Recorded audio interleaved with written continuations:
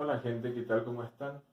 En este video vamos a resolver un problema sobre movimiento rectilíneo uniformemente variado. El problema nos dice, un cuerpo se desplaza sobre una trayectoria rectilínea obedeciendo a la función horaria S es igual a 65 más 2t menos 3t cuadrado en unidades del sistema internacional. Calcula A, la posición inicial, la velocidad y la aceleración, B, la función horaria de la velocidad y C, el instante en el que el cuerpo pasa por el origen de las posiciones. Entonces, en este problema, el único dato que tenemos es la función horaria. El primer ítem me pide la posición inicial, la velocidad y la aceleración. Entonces, recordemos primero la expresión principal o la ecuación principal del movimiento rectilíneo uniformemente variado, que es posición final es igual a posición inicial más velocidad inicial por tiempo más menos un medio de aceleración por tiempo al cuadrado. Entonces, haciendo una analogía de esta expresión con mi función horaria, puedo extraer los datos que son mi posición inicial, 65, ¿qué unidad de medida voy a utilizar? Metros, ya que estamos hablando del sistema internacional. Luego, mi velocidad inicial, que es 2, la unidad de medida de velocidad en el sistema internacional es metros sobre segundo. Y por último, la aceleración.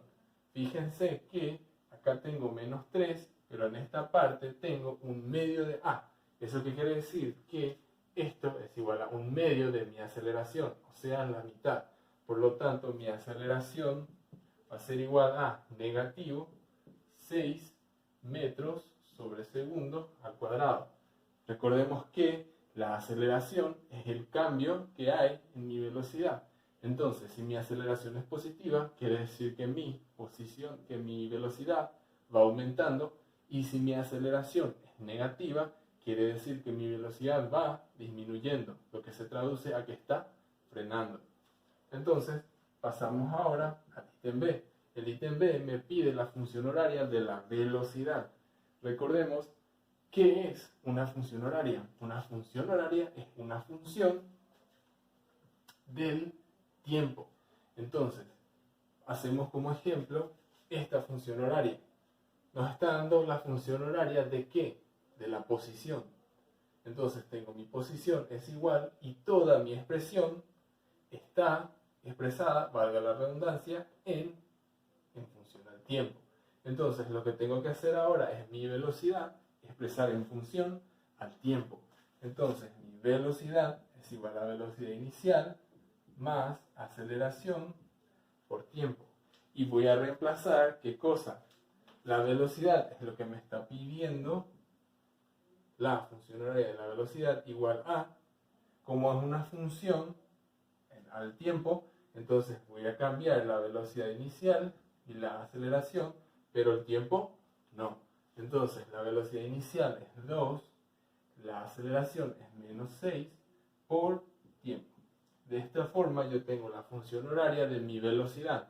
Tengo mi velocidad igual y una expresión que está en función al tiempo. Entonces podemos hacer una comparación para que se entienda qué es una función horaria. Esta es una función horaria de la posición y esta es una función horaria de la velocidad. Y por último, la letra C nos pide el instante en el que el cuerpo pasa por el origen de las posiciones. Entonces, cuando nos dice instante, tenemos que entender que nos está hablando del tiempo. Y cuando nos dice el origen de las posiciones, está hablando de la posición 0. Entonces, como estamos hablando de esta función horaria representa el comportamiento de mi cuerpo, entonces esto voy a volver a escribir y lo que voy a hacer es cambiarle el dato adicional de este ítem. En la letra C me dice cuando pasa por el origen de posiciones, entonces S voy a cambiar por 0.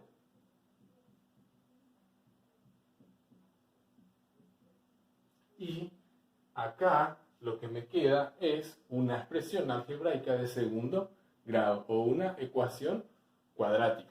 Cuando tengo una ecuación cuadrática, para hallar los valores, en este caso de t, utilizo la fórmula cuadrática